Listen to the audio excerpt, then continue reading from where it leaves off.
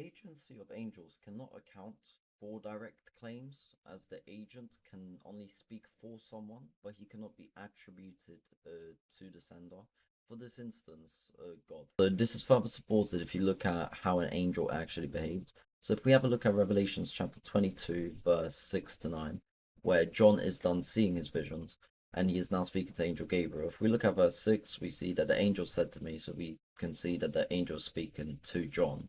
And if we go down to verse 7, we can see, look, I am coming soon. Blessed is the one who keeps the words of the prophecy written within the scroll. Obviously, this is the angel speaking for Jesus in the first person. He can do that since he's an angel. If we look down to verse 8, where it says, I, John, am the one who heard and saw these things. When I heard and saw them, I fell at the ground to worship the angel who has showed them to me. But he said to me, don't do that. I am a fellow servant with you and with your fellow prophets and with all who keep the words of the scroll.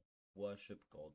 As you can see in verse 8, John tried to worship the angel, and the angel stopped him and said, worship God alone. Another verse we need to keep in mind when talking about angelic beings is Psalm 89 verse 6. If we actually have a read of what the psalm says, it says, for who in the skies above can compare with the Lord? Who is like the Lord amongst the heavenly beings?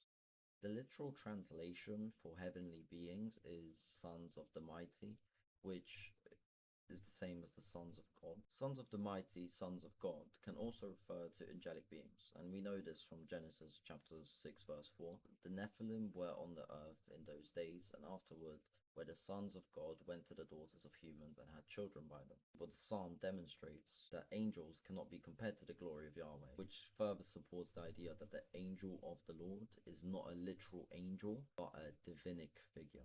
In the next video, we'll be speaking about how that figure is actually Jesus Christ.